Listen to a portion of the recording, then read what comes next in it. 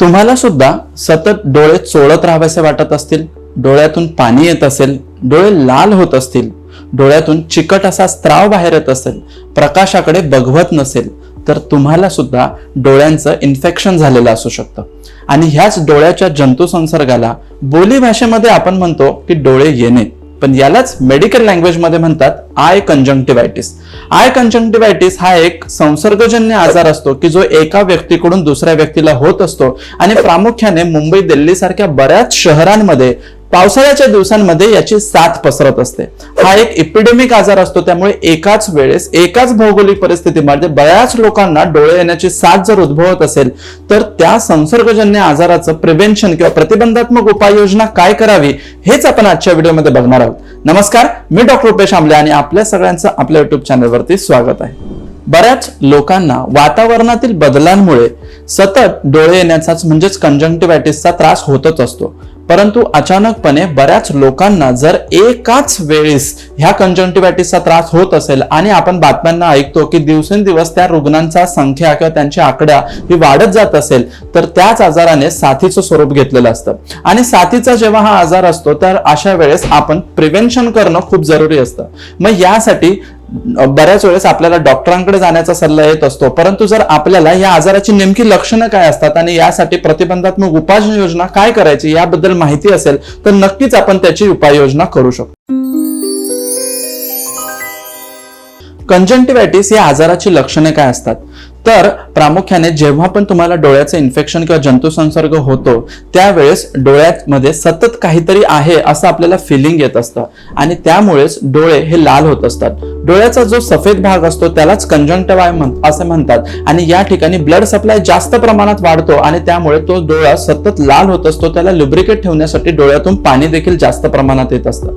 परिणामतः आपल्याला इच्छा होते की तो डोळा चोळावा, त्याच्यावरती खाज येत असल्यामुळे आपण तो डोळा जोरात चोळत राहतो आणि त्यामुळे त्यात तो डोळा आणखी लाल होतो, त्याला सूज येते. मुळात डोळ्याच्या जे कोपऱ्यातील भाग आहेत त्याच्यामध्ये सूज वाढते आणि ही सूज वाढल्यामुळे प्रकाशाकडे आपल्याला बघवत नाही.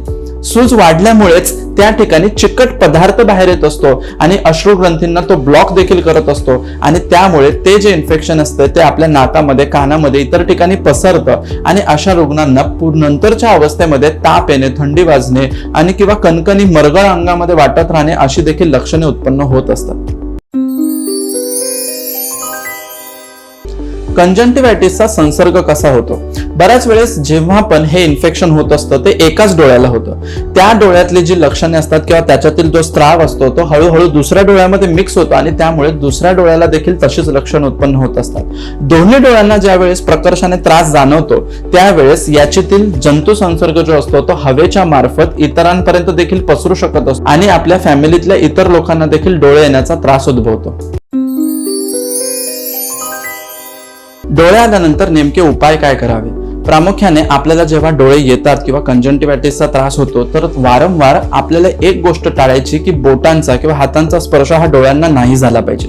आपल्या हातापायांवरती खूप जास्त प्रमाणामध्ये बॅक्टेरिया असतात आणि जेव्हा या इन्फेक्टेड हातांचा स्पर्श आपल्या डोळ्यांना होतो त्यामुळे आणखी जंतू संसर्ग त्याच्यामध्ये वाढण्याची शक्यता असते. प्रत्येक वेळेस आपल्याला डोळा स्वच्छ पाण्याने छान धुवायचा आहे आणि तो ड्राय टॉवेलने नंतर क्लीन करायचा आहे. असं केल्यामुळे आपलं जे इन्फेक्शन असतं ते कमी होतं आणि त्याचबरोबर संसर्ग होण्याचा चान्सेस देखील कमी होत असतात.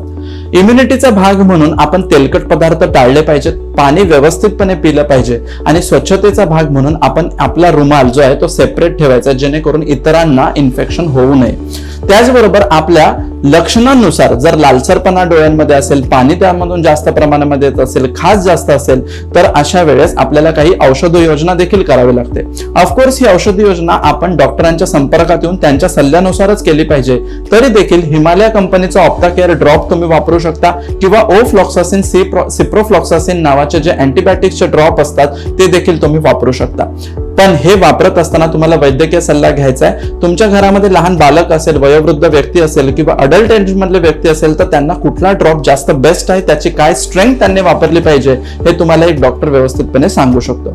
अशा वैद्यकीय मार्गदर्शनाखाली जर तुम्ही औषधोपचार केला तर डोळे येणे किंवा कंजंक्टिव्हायटिस अवघ्या 3 ते 5 दिवसामध्ये तुम्ही बरे करू शकता आणि त्याच्या इन्फेक्शनचा त्रास आपल्याला पूर्ण शरीराला होणार नाही याची देखील आपण काळजी घेऊ शकतो. तर मग अशा पद्धतीने जर तुम्हाला देखील कंजंक्टिव्हायटिसचा त्रास असेल तर तुम्ही नक्की या व्हिडिओमध्ये सांगितलेली उपाययोजना करा. या संबंधी जर तुम्हाला काही शंका असतील तर मला कमेंट बॉक्समध्ये विचारा. स्वतःहून औषधी घेऊ नका, वैद्यकीय सल्ला नक्की घ्या. हा व्हिडिओ आवडल्यास जास्तीत जास्त लोकांपर्यंत शेअर करा. अशाच माहितीपूर्ण व्हिडिओसाठी माझ्या चॅनलला सबस्क्राईब करा. बेल बटन दाबायला विसरू नका. भेटूया अशाच माहितीपूर्ण आणि नाविन्यपूर्ण व्हिडिओसह नवीन व्हिडिओमध्ये. तोपर्यंतसाठी धन्यवाद. Thank you so much.